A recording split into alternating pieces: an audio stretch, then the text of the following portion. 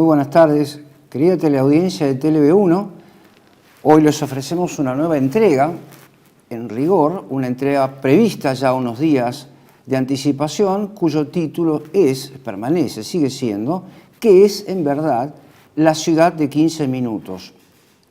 Algunos temas ocurrieron en las últimas horas, inclusive, no apenas en los últimos días, que por un lado han subrayado la necesidad de tratar esta cuestión con ustedes, pero por el otro nos obligan a alguna, cuanto menos pequeña digresión, alguna pequeña reflexión en torno de la figura de Jorge Mario Bergoglio, fallecida en las primeras horas del día de hoy. He tratado de alguna manera de encontrarle un lugar a esas reflexiones que de alguna manera no son un homenaje personal, sino el respeto a ese momento trascendente de la vida humana que es el pasaje a una u otra de las eternidades, el momento de la muerte. De tal manera que habremos de encontrarle un lugar a esa reflexión también, porque amerita la situación que vivimos. En cuanto al proyecto de ciudades de 15 minutos, ¿qué es en verdad una ciudad de 15 minutos? Cabe, en primer lugar, reflexionar a partir de una incógnita que se abrió allá por el año 2023. Yo quisiera ahora ponerles en pantalla a ustedes la entrevista de que fue objeto la señora Bullrich cuando se le preguntó acerca de una cierta sorpresa con un modelo nuevo. No hay allí una determinación concreta, pero ustedes van a comprender con el curso de la exposición del día de hoy como en verdad cuanto yo pueda decir hoy y en el próximo programa es una concreta especificación de cuanto anunciaba aquí la señora Bullrich en el año 2023. Les pongo entonces, les sugiero como punto de partida el siguiente video en pantalla. Algo insinuaste con la pregunta de Pablo de León que iban a sorprender con un anuncio. Entiendo que de armado, de organigrama, de... ¿Nos podés adelantar algo un poquito? ¿Entender por dónde viene? Es pensar que los argentinos estamos muy dolidos y vamos a armar un sistema que ponga el foco en el ser humano desde una perspectiva en el que todo aquello que tiene que ver con el ser humano, su vida, su educación, su cultura, su bienestar, su seguridad, estén todos bajo una filosofía muy interesante. No entiendo. Ya lo vas a entender. El tema que me ocupa en el día de hoy, para ofrecérselos como motivo de discusión, como siempre hacemos también a través de las contribuciones que van ustedes dejando, está reflejado en dos obras mías que ya he mencionado en otra oportunidad, pero que menciono ahora a propósito de preguntas que se me han presentado en esas contribuciones. ¿Dónde conseguir estos libros? ¿Cómo es posible adquirir estos libros que ahora están seguramente en pantalla? Ciudades de 15 minutos, Transhumanismo y Ciudad de 15 minutos y Teoría del Estado en tiempos de la Cuarta Revolución Industrial. Como en su momento lo dije, el problema de las ciudades de 15 minutos constituye un capítulo de la Cuarta Revolución Industrial, un capítulo cuya concatenación habré hoy nuevamente de subrayar. Entonces, dicho esto, ofreceremos aquí dentro del tiempo que disponemos y mientras ustedes pueden presenciar esta entrega, la dirección concreta de correo electrónico donde ustedes pueden solicitar este material bibliográfico que, dicho sea de paso, dejando de lado toda referencia a mi trabajo personal, no ha sido, digamos, todavía compulsada con otras obras. No hay nada que se haya escrito al respecto en nuestro medio, sí en el extranjero. Aquí todavía permanecen siendo los únicos textos que tratan estas dos importantes cuestiones. El problema de la Cuarta Revolución Industrial y el gran problema actualísimo de la hora que vivimos, a saber, el de las ciudades de los 15 minutos, ya en marcha en muchos lugares del país. Queda entonces a disposición de ustedes esa dirección de correo electrónico. Dicho esto, les propongo ante todo, como orientación de mi exposición para el día de hoy, unas características que podríamos llamar de orden general respecto de estas ciudades de 15 minutos. Todo esto es, como bien dicen los globalistas, disruptivo, porque mi lenguaje está tomado de ellos, pero precisamente con un sentido inverso, vale decir, me propongo invertir, valga la redundancia, el sentido con que se está hablando de estos asuntos. Se presenta como un proyecto urbanístico con un modo de vivir, como ustedes lo acaban de ver en pantalla, pensado en el hombre y por la comodidad del hombre. Nada de esto es rigurosamente cierto. Todo es absolutamente parcial, mutilado y sesgado. ¿Por qué? Por lo que vamos a decir ahora. En primer lugar, se trata ante todo de un proyecto teológico político. Las pruebas no las voy a tomar de mi reflexión personal, sino directamente de las declaraciones de los actores del momento que estamos viviendo. Por caso, volviendo a la cuestión de la política vaticana de las horas que corren, lo he dicho en otros programas, el presidente de la Comisión Provida del Vaticano, delegado hasta hace pocas horas de Jorge Mario Bergoglio, el señor Vincenzo Paglia acaba de decir específicamente, acaba de subrayar, y esto lo pueden leer en los documentos y también en forma visual en la página de la Comisión Provida del Vaticano, acaba de subrayar, reitero, que la instancia de redención de la persona humana es la restauración del planeta en su sentido de biosfera, en el sentido cosmológico. Una llana, lisa y llana declaración de inmanentismo, una lisa y llana declaración de gnosticismo. Esto es la redención de la condición humana por medios rigurosamente humanas, incluso tecnológicos. Es esta una patente inversión del orden de la creación. La única redención posible de la condición humana, de la caída del hombre, es la restauración en Cristo, no en el medio ambiente, que estos señores subrayan con tanta insistencia al punto de desplazar la auténtica comprensión católica de la redención de la persona humana en la vida eterna, como lo acabamos de anticipar. Otro de los rasgos que muestran el tono teológico-político es simplemente el trazado de la circunferencia de las ciudades de los 15 minutos. Basta con que los señores televidentes busquen en internet la palabra, la voz ciudad de 15 minutos para que se encuentren con una circunferencia como nuevo modelo urbanístico. Allí lo van a visualizar. Digo la circularidad, de cuyos aspectos filosóficos y teológicos habré de referirme un poco más adelante. En estas características generales solo pretendo ofrecerles una síntesis. El que no tenga más tiempo para escuchar el programa o para verlo en el día de hoy, con esto podría darse por bien servido y continuar en otra oportunidad. No hace falta que esté una hora frente a la pantalla. La primera, entonces, digo, esta circularidad denota claramente gnóstica y además que se corresponde con el modelo circular de la espiritualidad hinduista, que se desdobla de muchas maneras, como también lo he dicho en otras presentaciones que hice. Esta espiritualidad hindú en la que confluye también aquel movimiento conocido como el movimiento del New Age de la década del 70. El retorno sobre una circularidad inmanente. Voy a especificar esto un poco más adelante para que ustedes tengan un marco de referencia y de confrontación. En concreto, las ciudades de 15 minutos son, para ofrecerles una definición inmediata del problema como criterio de orientación, son el espacio urbanístico en el que se desarrolla el proyecto integral de la Cuarta Revolución Industrial.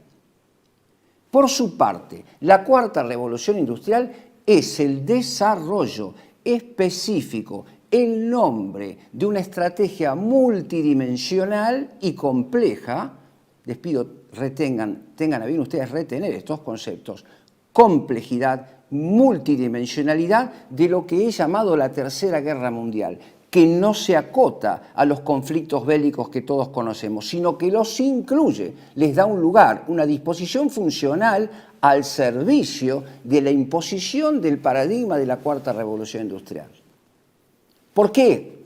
He concatenado y he dicho a propósito de mis obras que el proyecto Cuarta Revolución Industrial deriva en este proyecto urbanístico, porque precisamente el modelo de las ciudades de 15 minutos cristaliza en forma concreta en el espacio y en el tiempo un objetivo, el objetivo número 19 de los grandes objetivos de la Cuarta Revolución Industrial, con que termino uno de mis dos obras, aquella titulada Teoría del Estado en tiempos de la Cuarta Revolución Industrial. Lo he dicho otras veces y lo subrayo nuevamente, creo que es necesario hacerlo. No me estoy refiriendo a los grandes objetivos de la Agenda 2030. Estoy hablando de objetivos mucho más amplios que involucran a la Agenda 2030 y que se titulan los 23 objetivos de la Cuarta Revolución Industrial. El número 19 es la construcción de estas ciudades de 15 minutos que, como verán ustedes, tienen distintos nombres. Dicho esto, entonces, vamos un poco más adelante en otra de estas características generales. Esa circularidad que hasta aquí es plana, que es hasta aquí apenas la figura geométrica de la circunferencia, se torna ahora en verdad una esfera. ¿Por qué esfera? Porque es el ámbito donde debe desarrollarse la vida humana en su totalidad, un cambio de paradigma de la vida humana que se desarrolla en una esfera connotada por dos características esenciales. Una de ellas es la transparencia y la otra la conectividad. Transparencia y conectividad. Ciertamente, el guión de la transparencia es atractivo. Todos queríamos y quisiéramos que nuestras relaciones de intercambios, especialmente los económicos y los que atañen al orden de la justicia, fueran transparentes. Pero distinta es esa connotación cuando llevamos la transparencia al interior de la vida incluso privada del ciudadano, de la persona humana, más allá de la condición de ciudadano. Quiero decir esto, por ejemplo, que los modelos de hogares de las ciudades de 15 minutos son transparentes en el sentido que ese imperativo, la mayor o menor dimensión de la huella de carbono, habilita al orden político a inmiscuirse en los movimientos de la vida privada que tiene lugar dentro de los hogares. Doy el ejemplo, por caso, como lo he dicho también, tomado de Yuval Harari, a saber, de los ya muy nombrados inodoros inteligentes, que permiten examinar en tiempo real la materia de tal modo de registrar los contactos de personas que pudieran habernos infectado o a las que pudiésemos haber infectado y ampliar o angostar los círculos eventuales de restricciones de movimiento ante la hipótesis de una infección o, digamos mejor, de la disrupción de un episodio sanitario como los que hemos vivido y como los que se nos anuncian con absoluta seguridad.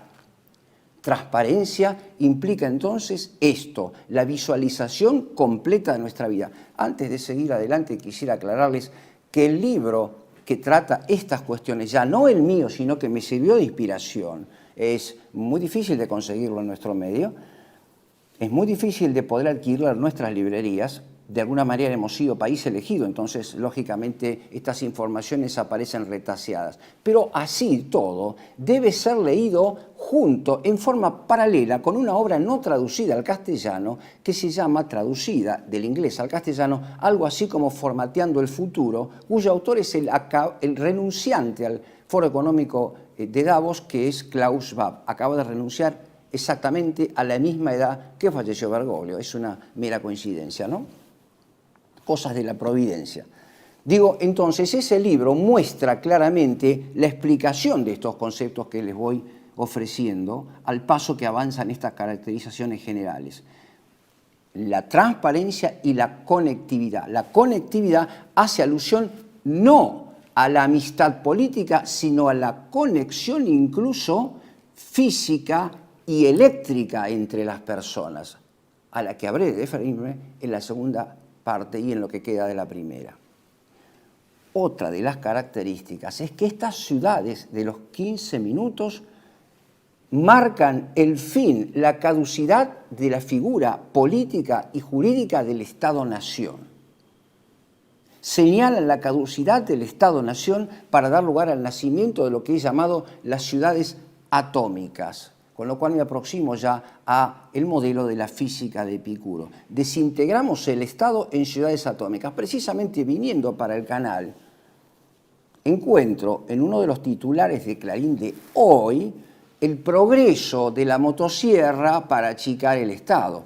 Achicar el Estado en realidad significa acercarnos más y más progresivamente al anarcocapitalismo, se le llama, anarcopolítica, anarcocomunidad, lo que ustedes quieran. Vale decir, lo que importa aquí es señalar que el anargé griego es una alfa privativa de argé, que es principio y autoridad y comienzo de la armonía, o sea, algo que implica un caos que da lugar a una situación completamente nueva, a saber, la desintegración del Estado-Nación en ciudades atómicas ahora subordinadas al Estado mundial.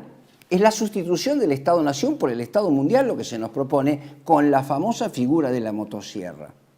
Incluso se habla de otra de las características principales de estas ciudades, a saber, el nacimiento de una nueva ciencia política. Saben ustedes que en el paradigma aristotélico, si no se sabe, conviene subrayarlo siempre, es un lugar común de la filosofía política clásica. La política es una ciencia arquitectónica, pero con la irrupción de la digitalización de la vida, que es precisamente el caso de la Cuarta Revolución Industrial, en el marco restringido de las ciudades periféricas de confinamiento, llamémoslo con toda claridad, de las cárceles a cielo abierto que hemos vivido durante 2019, 20 y 21 y que se nos prometen a futuro. Esto precisamente es el fin de la libertad política, pero también es el fin del modelo de la ciencia política arquitectónica para dar lugar a un arte político, un ars mecánica digitalizado, donde desaparece precisamente el arte, la prudencia política como discernimiento, como determinación arquitectónica de lo que es posible en reemplazo de una moral al estilo spinoziano, aritmética, de orden matemático, de calculabilidad matemática. Yo creo que Hans Kelsen no hubiera imaginado nunca el cumplimiento de su proyecto a este nivel, pero es exactamente de lo que se trata. Digo, entonces, el nacimiento, la caducidad de la política como ciencia arquitectónica para dar lugar, ciencia prudencial arquitectónica, para dar lugar al angostamiento de esa ciencia a mera técnica, a mera regulación cibernética a partir de un Excel, para ser todavía más claros. Dicho esto, quisiera pasar ahora a algunos sucesos de la actualidad que van marcando el progreso de las ciudades de 15 minutos y que al mismo tiempo justifican esta exposición, yuxtapuesta al plan que yo tenía originariamente para la presente época del año. Aquí, en este lugar, quisiera, vuelvo a decir, retomar el momento de la muerte. Acaba de morir Jorge Mario Bergoglio. Es el pasaje del alma humana, es la llegada del alma humana con sus obras, con la totalidad de ellas, delante del juez supremo, para ingresar a una o a la otra de las eternidades. Nadie tiene garantizada su salvación. Jorge Mario Bergoglio nos ha dejado como legado objetivamente comprobable un elenco de herejías que hacen temblar los cimientos de la legitimidad de su papado, de su pretendido papado. La promesa de nuestro Señor Jesucristo era específicamente a Pedro, y esto ocurrió en los últimos días de la Semana Santa, que finaliza en esta octava de Pascua, con la promesa, después de las 3 negaciones y después de la conversión de Pedro, de las 3 afirmaciones del amor por Jesucristo, la promesa de la infalibilidad que se apoya en la permanente oración para que Pedro en la tierra no desfallezca en su fe. Esto le ha prometido Dios mismo. Pero encontramos, lamentablemente, en Jorge Bergoglio un catálogo, un elenco de herejías y de confusiones, cuando no errores premeditados en materia de fe sobrenatural, de moral y buenas costumbres. No los voy a enumerar, pero cualquiera los conoce. Basta simplemente con decir la negación del infierno como lugar teológico, la determinación del medio ambiente en concurrencia con este proyecto al que me vengo refiriendo, ese sí como lugar teológico. La negación de la Inmaculada Concepción, cualquiera lo puede comprobar con un clic en pantalla. La igualación de todas las religiones. Y podríamos continuar con el elenco. Esto no es un proceso, no es a mí a quien le cabe el juicio acerca de la obra y del alma de Jorge Mario Bergoglio. Simplemente me cabe señalar hechos objetivos que no afectan, que no tocan la pura afectividad, sino el discernimiento racional, el examen que corresponde, el examen riguroso ante los hechos que todos hemos vivido.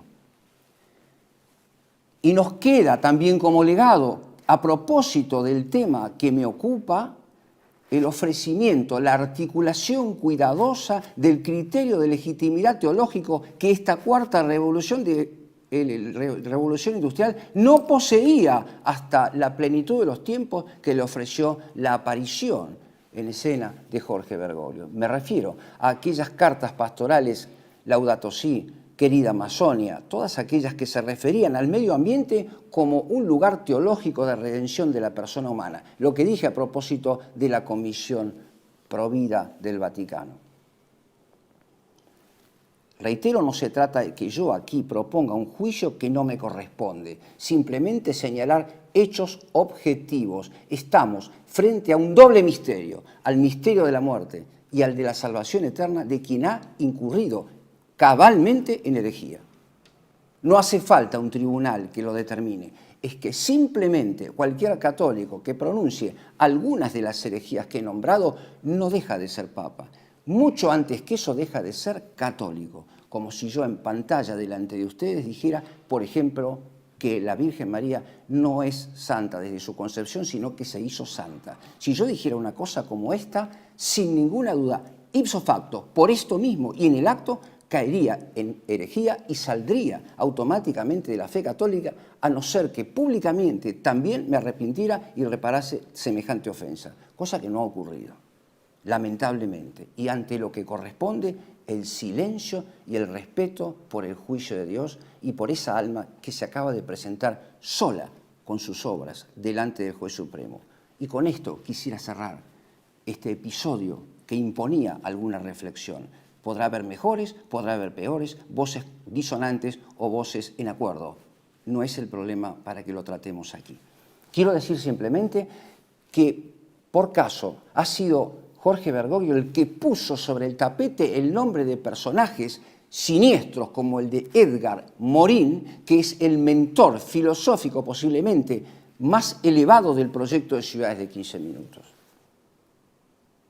Reflexionaba mirando mi libro sobre Ciudades de 15 Minutos que sin haber leído la totalidad de la obra de Edgar Morin, como ocurrió después, pude comprobar, pude ofrecer como texto inspirador un pasaje que tomé del Apocalipsis 21.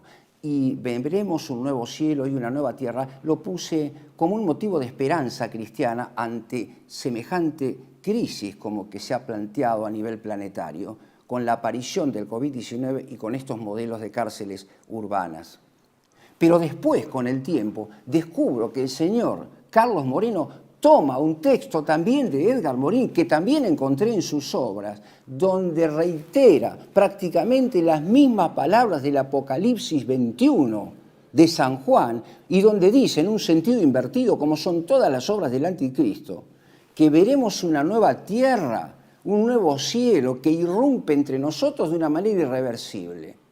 Se refiere a las ciudades de 15 minutos. Vean ustedes entonces cómo la concatenación entre Cuarta Revolución Industrial y ciudades de 15 minutos es, por un lado, inevitable y, por otro lado, inequívocamente teológica. Por eso trato aquí Apocalipsis 21 y podría tratar los otros también.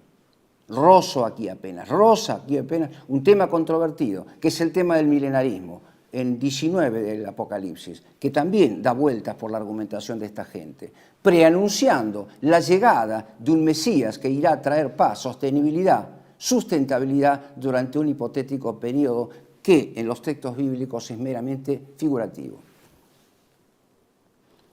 Vamos un poco más adelante. La urgencia del hecho. La ciudad de Bahía Blanca ha sido devastada por un temporal que cada vez abre más interrogantes. Vean ustedes el proyecto de restauración, de recuperación, de rehabilitación de Bahía Blanca en ciudades de 15 minutos. Acá no tengo nada que decir, simplemente dejar hablar a los protagonistas. Vean ustedes por favor en pantalla.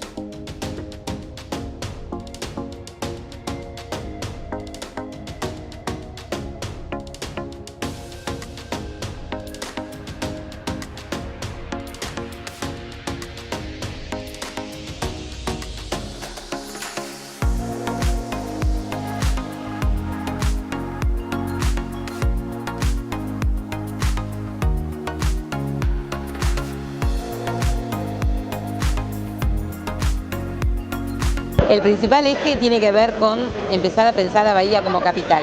Tiene que ver con esto de recuperar la visión, recuperar y enamorarnos de la ciudad que tenemos para realmente proyectarla al tercer milenio.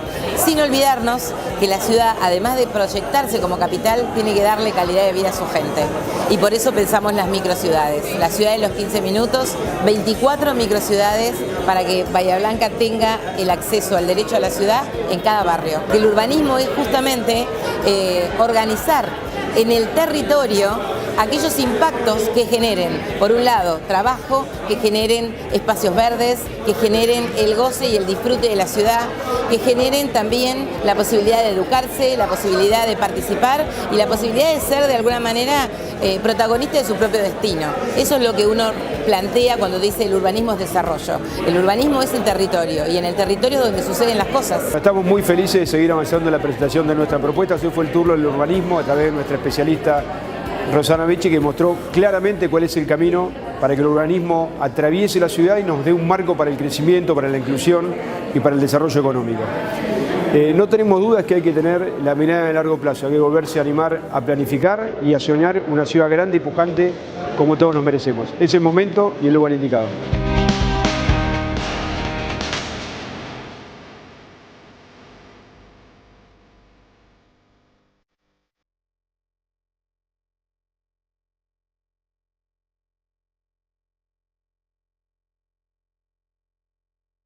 Otro de los hechos importantes es el que ha ocurrido en el mismo sentido o un sentido análogo para imponer el modelo de ciudades de 15 minutos en San Miguel de Tucumán, donde ustedes pueden comprobar aquello a lo que nos hemos acostumbrado a través del fútbol en la implementación del VAR. En algún momento lo dije en esta pantalla, pero lo escribí en mis obras. El VAR era una propedéutica para la nueva vida bajo control respecto del paradigma del medio ambiente. Observen ustedes, ahora, como hay un conjunto de analistas frente a los televisores que le indicarían al árbitro cuando hubo una jugada dudosa o un movimiento dudoso que pusiera en peligro la jugada, el momento del partido de fútbol, o en nuestro caso la sustentabilidad, la sociabilidad, la sostenibilidad de las conductas humanas. Observen ustedes entonces, como aquí no hay un árbitro, pero sí hay altoparlantes instalados en las plazas que indican a las personas comportamientos que deben corregir. Hoy son neutrales, son aparentemente anodinos. La persona de pullover blanco, por favor, que recoja el papel que acaba de tirar. Pero mañana puede ser la persona tal por cual acaba de salir de su hogar en una hora inapropiada. Por favor, ingrese nuevamente a su casa. No quiero pensar si a esto se suma que la sanción no es una tarjeta roja o amarilla como en el fútbol, sino el descuento del dinero en la nube del crédito social. No quiero llegar a esa hipótesis, pero todos ustedes comprenden que está ahí latente. Vean ustedes entonces el caso de San Miguel de Tucumán. Preservar los espacios públicos de la ciudad, cuidalos, son tuyos. Los ojos de la ciudad ahora tienen voz. En serio, me parece buena la iniciativa. Sí. Me parece buena la iniciativa. Hay que decir lo que es. Sí, y en los comentarios la gente estaba de acuerdo, la mayoría, pero decían también hasta dónde hemos llegado, ¿no? Que las personas adultas necesitan que alguien les esté diciendo no hagas eso, que está mal, cuando uno por ahí ya lo sabe, ya sabe que no puede robar las plantas de la plaza, que no puede vandalizar los espacios públicos, pero bueno, es una de las medidas que ha tomado el municipio para mantener el orden, ¿no?, de la ciudad y conservar también los espacios públicos que son de todos. Vamos ahora a otra situación política análoga, pero en la provincia de Santa Fe. Acaba de ganar con una mayoría importante el gobernador Puyaro. El gobernador impulsa ahora una reforma constitucional que prevé también la implementación de ciudades de 15 minutos. Como este programa ha sido visto ya por muchas personas, por miles de personas, algunos me hacen llegar datos concurrentes, disonantes, favorables a lo que venimos diciendo, en fin, enriquecen esta discusión, esta charla abierta con ustedes. Y me hacen notar que en Banfield y en Lomas de Zamora ya se han instalado también los parlantes que vimos en San Miguel de Tucumán. Pero para redondear esto, los aspectos edilicios y los aspectos de control fundados en un criterio de legitimidad de orden teológico, quisiera volver a poner en pantalla, ofrecerles una rápida recapitulación de los grandes motivos de estas ciudades de 15 minutos en la clausura de los Juegos Olímpicos de París del año pasado.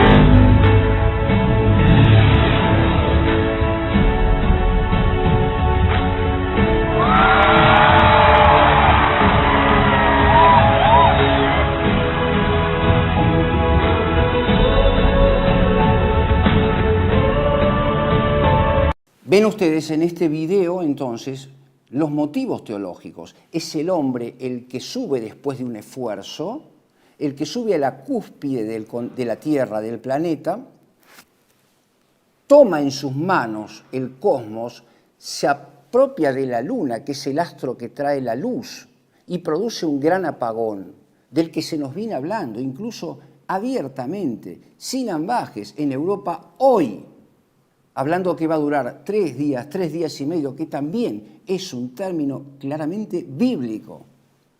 Un apagón que da lugar a lo que ustedes ven en pantalla, a saber, a una revolución, a una nueva refundación del planeta, en cuya parte superior se observa claramente el desarrollo de control a través de la red Starlink.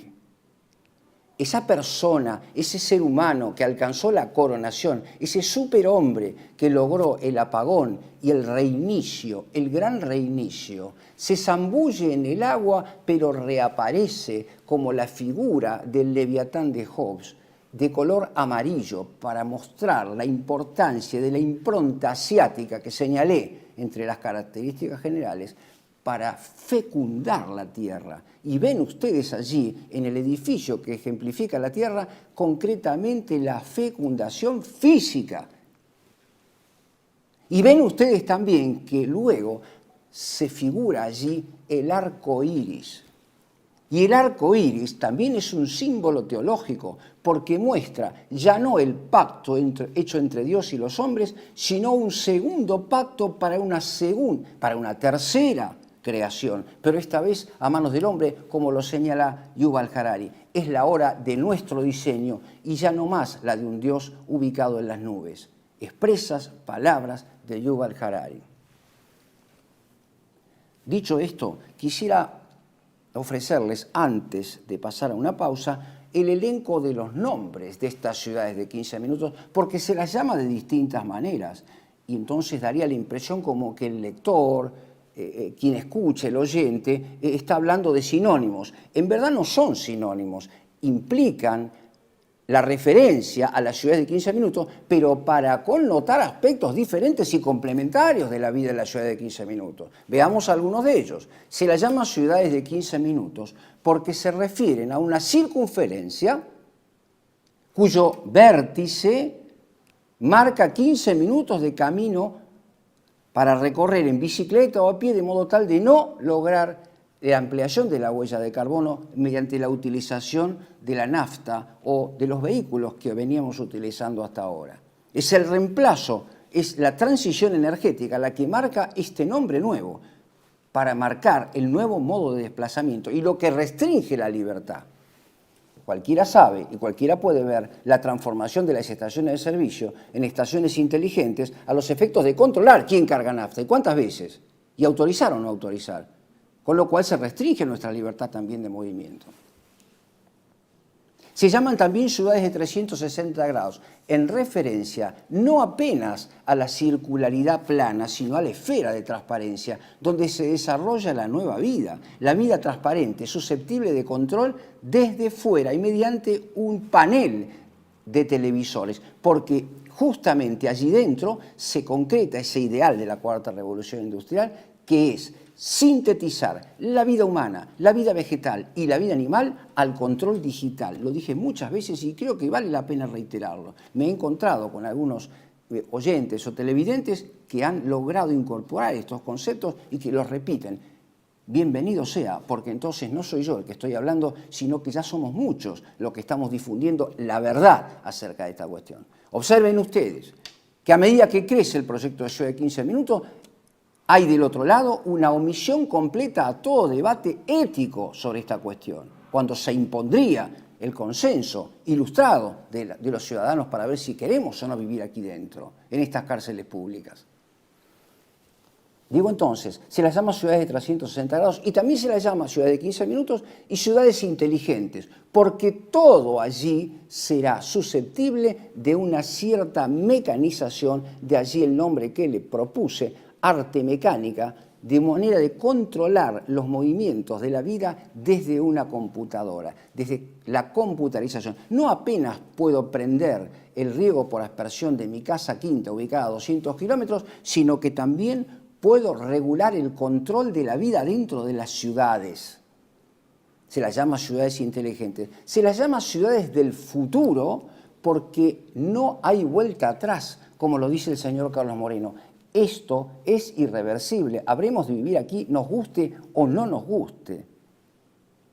Se las llama ciudades esféricas, globales, porque se trata, por una parte, de una posibilidad abierta a saltar por encima de los mecanismos legítimos y también legales de las autoridades competentes a nivel municipal, provincial y nacional para establecer nosotros un tráfico directo con cualquier municipio o con cualquier país del mundo, con lo cual rubricamos la desaparición del Estado-Nación. Pero además el otro sentido que tiene esta circularidad es el movimiento constante, el cambio, la revolución constante y la vuelta siempre al principio, que trae como consecuencia ese concepto darwinista de vivir en estado beta, sin saber lo que va a pasar al día siguiente, lo que sumerge a la persona humana que vive aquí a la llamada angustia propia de la ciberexistencia, a la que me he referido en otros momentos. Creo que con estos nombres podríamos proponer uno más que ya es personal, que es una propuesta personal, el de ciudades atómicas, porque se trata aquí de la desintegración del Estado-Nación. Por ejemplo, cuando ustedes vieron el video de Bahía Blanca, en 24, 25 pequeños átomos que reemplazan a la ciudad de Bahía Blanca. Si ustedes toman esto como parámetro y multiplican los estados federales por la cantidad de ciudades en las que se pueden desgajar, desentrañar, comprenderán aquello de que es mejor, que más vale dividir para reinar. Entonces comprenderán que en lugar de haber un Estado-Nación va a haber 60 o 70 ciudades átomos subordinadas ahora al Estado Mundial Único. A esto conducen las ciudades de 15 minutos. Y esto es lo que no está en debate, esto es de lo que no se habla. Aunque muchos lo saben, las élites lo saben, pero no se habla y menos se discute, se impone. Estas connotaciones han traído como consecuencia modificaciones en la vida concreta, han traído como consecuencia una modificación de la comunidad política a la que habré de referirme a continuación después de una pausa. Les propongo entonces esa pausa para seguir adelante. TLV1 se complace en anunciar que estará transmitiendo en su canal TLV1 Clips valiosos programas emitidos antes de la censura sufrida. El lienzo prohibido, el revés del derecho, combates por nuestra historia, disenso, historias de Malvinas, entre otros que podrán encontrar en este enlace.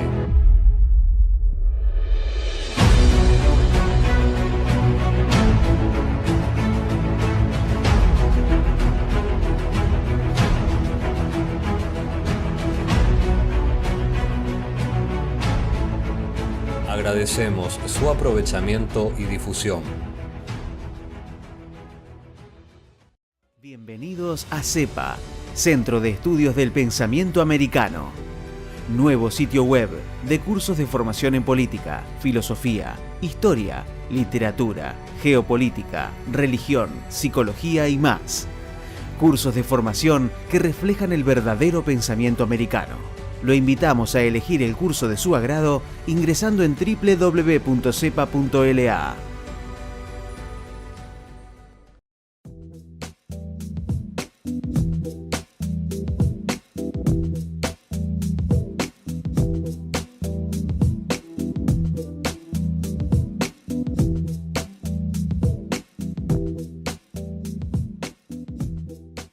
Decir siempre la verdad primero tiene un precio.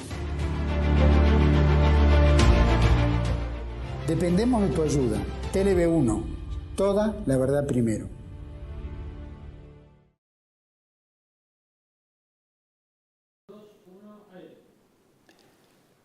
Recordando una obra que leí hace muchos años de Leo Strauss, cuyo título era La ciudad y el hombre, se me ha ocurrido desdoblar ahora mi exposición en dos momentos. El hombre y la ciudad de 15 minutos y posteriormente el hombre en el interior de las ciudades de 15 minutos. Reitero, el hombre y la ciudad, el hombre frente al problema de la ciudad de 15 minutos y posteriormente el hombre en el interior de las ciudades de 15 minutos. ¿Cuáles son las perspectivas que le caben a la persona humana en esos dos momentos? Yo les diría que en primer lugar propondría el concepto epicureísta de ataraxia, que se traduce como tranquilidad, como el bienestar, el benessere en italiano, propio del liberalismo político, el bienestar en el aquí y en el ahora, no el bien en la vida eterna, al que de alguna manera me referí en la primera parte. No a la coronación de la vida honesta, de la vida de santidad, sino el bien inmanente del aquí y del ahora, la ataraxia. Lo he desdoblado en tres grandes conceptos. En primer lugar, la actitud del hombre frente al proyecto de ciudades de 15 minutos puede corresponder al de una resistencia, al de una aceptación pacífica de la situación que se presenta con la nueva vida en las ciudades de 15 minutos y a una negación de la realidad. Esto no va a ocurrir nunca. Vamos por partes en cada uno de estos aspectos que nos permiten analizar de cerca el comportamiento humano frente al proyecto. ¿Qué quiero decir con resistencia? Quiero decir dos cosas. En primer lugar, un sentido, diría yo, positivo de la resistencia. Soy dueño, por disposición divina, de la libertad que me asemeja a Dios, dueño de mis actos. Y la libertad personal es un bien innegociable. Por tanto, a mí no me encierran en cárceles a cielo abierto. Esta es la actitud propia de un mártir de la hora actual. Rara, pero existe como posibilidad. El segundo es lo que yo llamo un sentido de la resistencia negativa. ¿Qué quiero decir con esto? La asociación de la resistencia negativa con el concepto de resiliencia. Ustedes lo encuentran esto con absoluta claridad artística, inclusive, en aquel tema musical que se puso en boga en plena cuarentena, Resistiré. Todos lo recuerdan, ¿no? Resistiré significa resistiré estoicamente la situación nueva y me adaptaré a ella, sea buena, mala, justa o injusta. Con lo cual vemos allí nacer el concepto de resiliencia, la más completa indiferencia frente al bien y el mal moral y político, la más completa indiferencia frente a toda fundamentación metafísica de la libertad. Si tengo que cancelar mi libertad en aras de la seguridad, bienvenido sea, me quedo con la seguridad y soy, por consenso, por discernimiento, por decisión personal, un esclavo del nuevo orden mundial. Pero también tenemos la aceptación pacífica de la situación, que es lamentablemente el que se da en la mayoría de los casos. Pero esta aceptación pacífica conlleva tres actitudes. La aceptación de la irrupción de la inteligencia artificial por vía de ingeniería genética en nuestro propio cuerpo. Todos saben y conocen el guión. Poniéndonos un chip en el interior de nuestra estructura biológica, podemos anticipar enfermedades, podemos resolver problemas de la vida concreta, pero también somos interlocutores de nuestra vida íntima con un agente externo que nos controla, sea un algoritmo o una autoridad concreta detrás de los algoritmos. Se ha creado con la inteligencia artificial lo que Yuval Harari llama también la felicidad, que no es producto de la virtud, sino de los Big Pharma. La felicidad química, la que se logra mediante la ingesta de medicamentos. Esto lo conocemos todos. Por otro lado, la otra nota es, aceptada la conexión que se nos coloca en el cuerpo a través del grafeno y de los conocidos chips, la conectividad de la que hablé en las características generales y que trato de desarrollar y justificar ahora. Esa conexión que ya está en nuestro lenguaje. Decimos, tenemos onda con determinadas personas. Claro que no somos conscientes de esto, pero en el fondo, esa es la cuestión. La conexión eléctrica entre las personas. Algo dije cuando me referí a esa tesis de Friedrich Schelling que partía de la base de un universo magnetizado, donde todas las partículas se comunicaban por vía eléctrica. Cabe recordarlo ahora.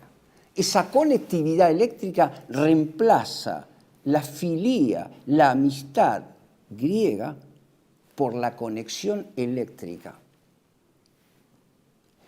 Y luego, la fusión de estos dos componentes, la intervención por vía de ingeniería biológica en nuestro cuerpo, la conectividad entre personas, la fusión justamente de nuestra vida desde y en las computadoras, con lo cual logramos que estando en un mismo lugar desarrollemos la completa, el programa de vida completo, mediante dos conceptos que utiliza el señor Carlos Moreno, que son de raigambre griega.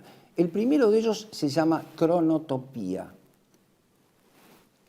O sea, la descripción del tiempo que ahorramos quedándonos en un solo lugar. Y lo otro se llama topofilia, o sea, amor al lugar, amor al barrio. Todos ellos son altisonantes y suenan hasta en forma afectiva y favorable, porque ¿quién no quiere arraigarse a su barrio y a su provincia? Pero aquí se habla del enamoramiento de nuestro propio lugar de encierro. Y por último, el otro concepto, hablé en primer lugar de la resistencia, hablé de la aceptación pasiva y me quedaba referirme a la negación de la realidad. Quiero decir con esto que cuando nosotros abrimos una conversación a los fines de esclarecer a nuestras relaciones inmediatas acerca de estos grandes problemas, lo que encontramos es una negación de la realidad. Esto aquí en Argentina no va a ocurrir. Es imposible que esto pase. Me recuerda, por ejemplo, allá por 2017, 2018, que hubiera pasado si nosotros le proponíamos a un vecino, a un amigo, una situación tal como esta. Imaginen ustedes que va a haber un día en el planeta en que todos los habitantes van a estar dentro de su casa sin salir por aproximadamente un año o más, y hasta en silencio. Pero todo el planeta. Cualquiera hubiese negado esa posibilidad, pero ocurrió. Y esto es exactamente de lo que se trata. La ataraxia, esa búsqueda de la tranquilidad, nos conduce a negar la realidad. Esto no puede pasar. Porque bueno, en nuestro caso, somos argentinos. Y si aquí se intentara tal cosa, bueno, el argentino daría vuelta al país, se resistiría. Miren, caben ser muy sinceros en esto. Una vez más acaba de ocurrir los hechos de la Semana Santa, la pasión que acabaron con la resurrección gloriosa. Recuerden ustedes que el día viernes, que el día domingo de Ramos, nuestro Señor Jesucristo era recibido con todos los honores. Hosana el Rey de los cielos. Pero unos días más tarde, cuando lo vinieron a prender para condenarlo a la muerte y la muerte de cruz, no había uno solo de todos ellos, salvo las santas mujeres, que fuera a defenderlo y evitara la crucifixión. Y aquí va a pasar lo mismo. Y si no, vean lo que ha pasado en 2019. Recapitulen lo que pasó con una hora de televisión solamente y lo que pasaría hoy en la misma situación. Ese es un hecho de la realidad, un hecho objetivo que no permite juicio de valor. Es simplemente la aceptación de la realidad. Esa es la verdad. Todo esto ha conducido a dos paradojas que quisiera señalarles. Primero, la paradoja de la pérdida de la identidad personal.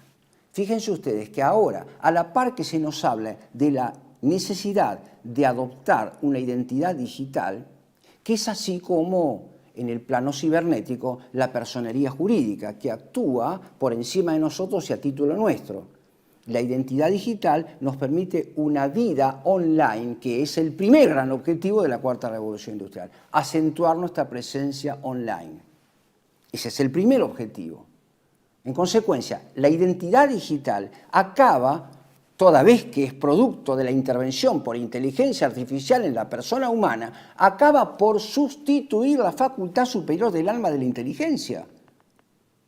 Acaba por constituirnos en una cierta hominización parcial que nos convierte en mitad hombres y mitad androides.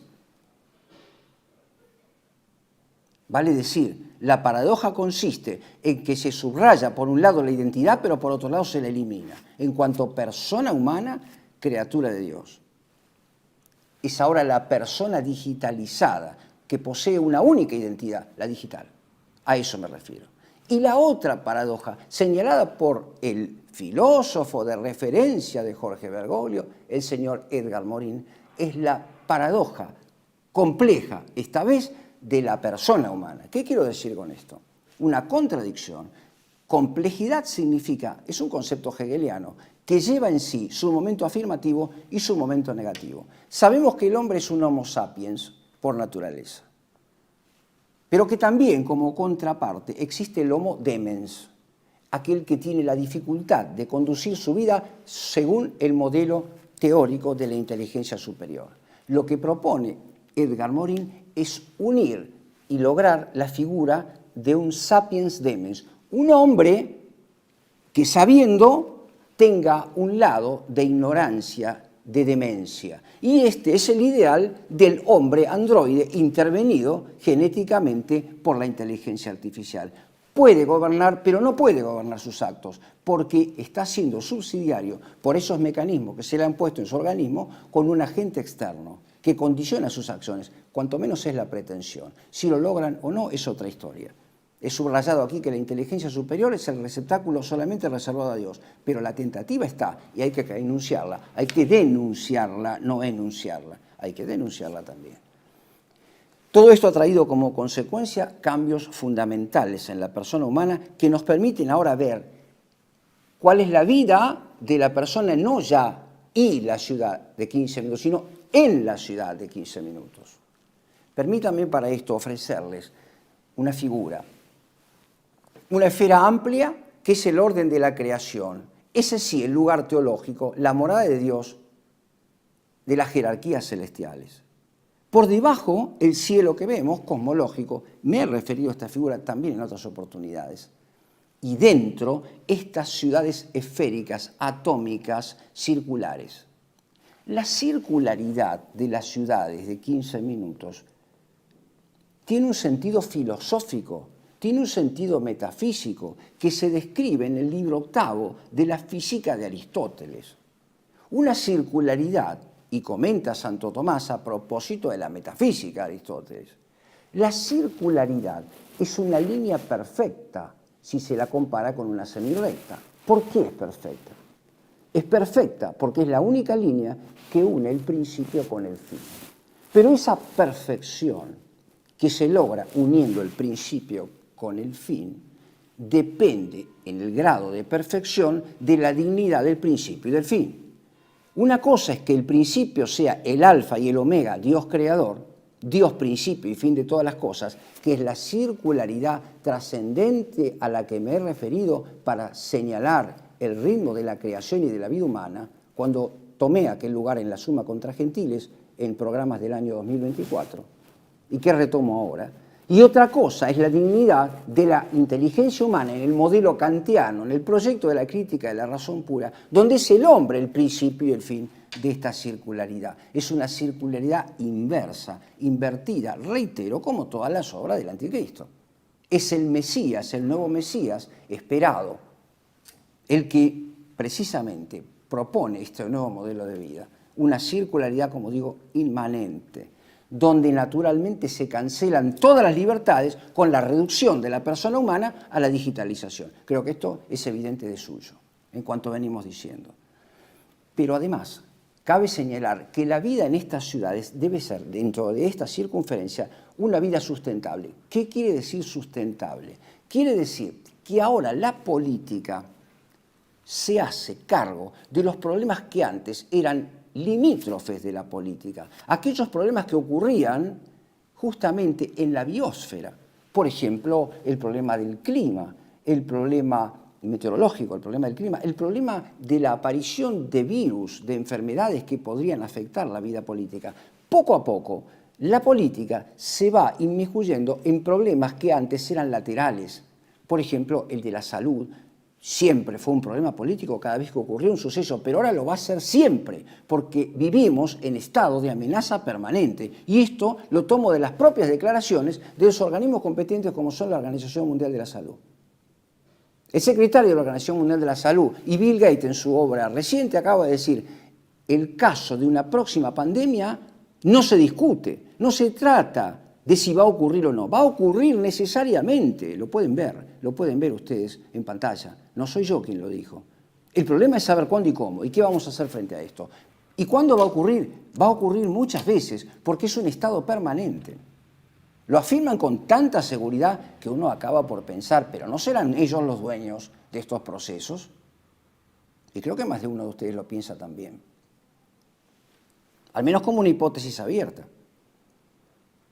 Los colapsos económicos, los colapsos sanitarios y los colapsos climáticos justifican el nacimiento de estas ciudades de 15 minutos que fueron hechas para la vida en estados de amenaza permanente. Declaración textual del señor Carlos Moreno, asesor actual en el proyecto de ciudad de 15 minutos incluso para la Argentina, donde se han hecho congresos de ciudad de 15 minutos sin que posiblemente mucha gente se entere.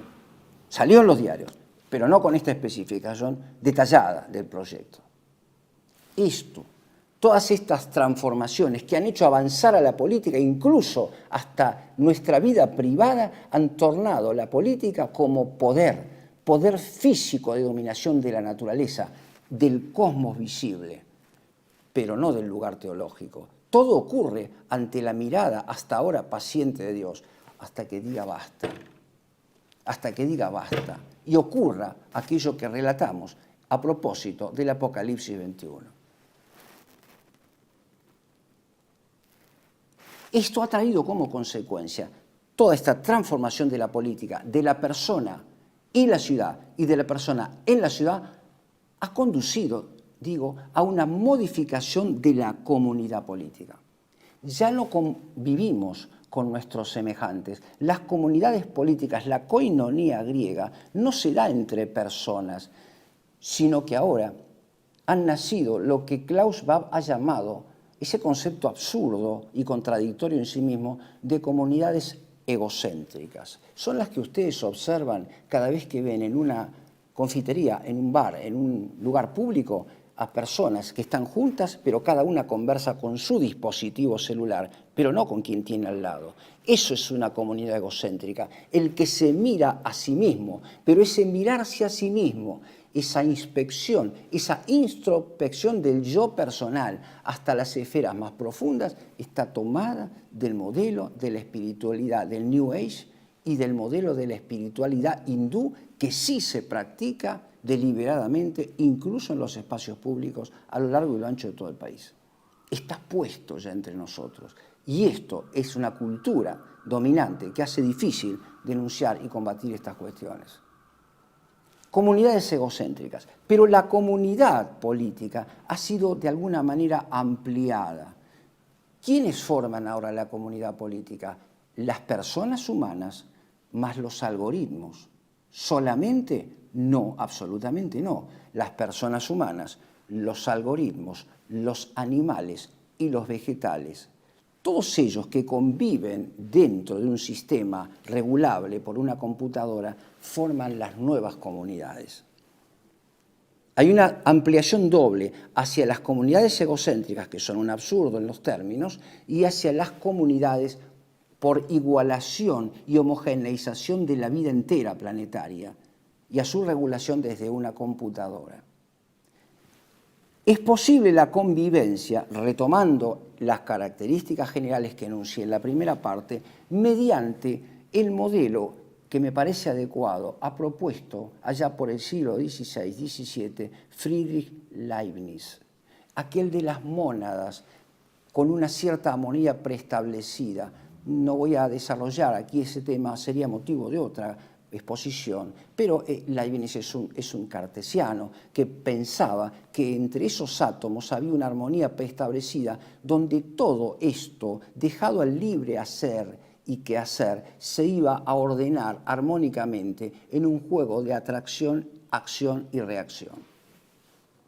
Este es el modelo del capitalismo que propone el presidente Milei. Este es el modelo de las libertades no libres, de las libertades que se niegan a sí mismas, porque aquí no hay discernimiento, aquí hay un proceder instintivo, acorde con una armonía preestablecida. Aquí en rigor se liquida la capacidad superior del discernimiento, la prudencia personal, la prudencia familiar y la prudencia política, para ser reemplazada por esa arte mecánica a la que me referí, en donde todo, por el juego de acciones y reacciones, este es el modelo del liberalismo burgués, se acomoda conforme a algo preestablecido y que se gobierna por la aritmética, por la geometría inclusive.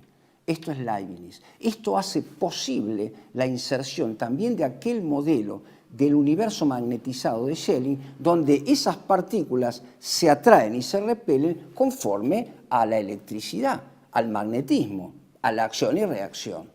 Todo esto cuaja perfectamente bien con modelos filosóficos preexistentes. Esta gente no ha inventado nada, ha retomado los grandes temas de la filosofía moderna, de la metafísica moderna y contemporánea.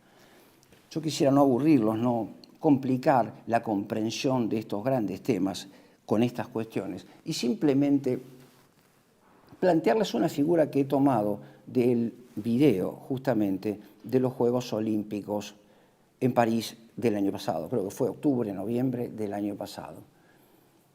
Cuando ustedes van por la calle Udaondo, a la altura más o menos del Estadio Monumental, van a encontrar el estadio a la derecha, pero a la izquierda un predio en el que sobresale el árbol de la vida, que cambia de color de conformidad con los colores del arco iris. O sea, ya está el símbolo entre nosotros. Ese árbol de la vida que ustedes ven crecer conforme al nuevo pacto de hombres con hombres, no de Dios con los hombres, es el fin hacia el que nos conduce la cuarta revolución industrial a través del modelo de ciudad de 15 minutos. Porque la vida nueva que nace, que emerge, nace integralmente a partir del pacto ecológico, del pacto verde, que circula por el interior de una religión planetaria nueva, de una ética planetaria nueva, que da sentido a una política planetaria completamente nueva, cuyo ethos no es más que el respeto del medio ambiente. Vean ustedes la hondura de la significación que tiene esta figura que hemos presentado, la sustitución del camino, la verdad y la vida que Dios mismo revela sobre sí mismo por un modelo invertido, el del anticristo, y típicamente humano. Nos aproximamos así un poco hacia el final de mi exposición del día de hoy con alguna conclusión. Dejaré para una exposición posterior, probablemente la próxima, la determinación de las transformaciones en el modelo epistemológico de la política.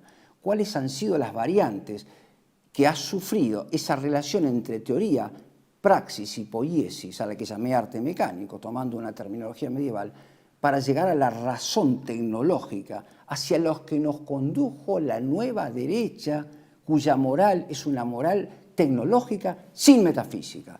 Ese será el próximo tema. Pero las conclusiones hoy podrían reducirse a lo que me parece abre una esperanza. La necesidad de recuperar el concepto integral de persona humana como criatura de Dios. La persona humana es una sustancia individual que posee el don de la inteligencia conferido por Dios, que es justamente la orientación superior de la libertad. La libertad no se maneja desde una computadora, sino que es esa facultad que nos permite dirigirnos rectamente siempre hacia un bien, que es una escalera hacia el bien supremo que se consigue con la salvación eterna.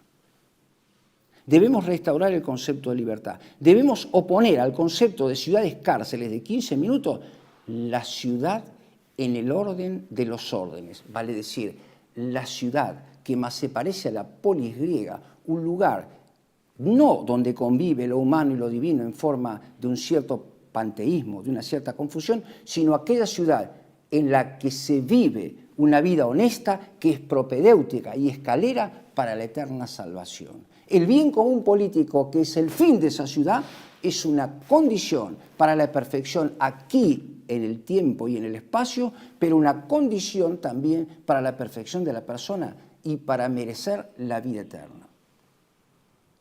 La restauración del concepto genuino del Dios uno y trino, que es el camino, la verdad y la vida. La auténtica vida está allí y no en el globalismo salvaje ecumenista que encuentra su fundamento teológico, insisto, en la pastoral reciente del extinto Jorge Mario Bergoglio.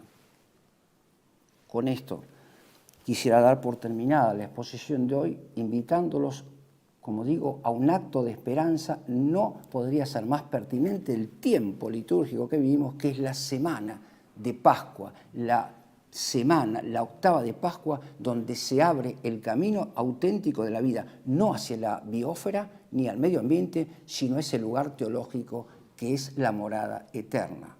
Les agradezco la atención y Dios mediante nos encontraremos en 15 días.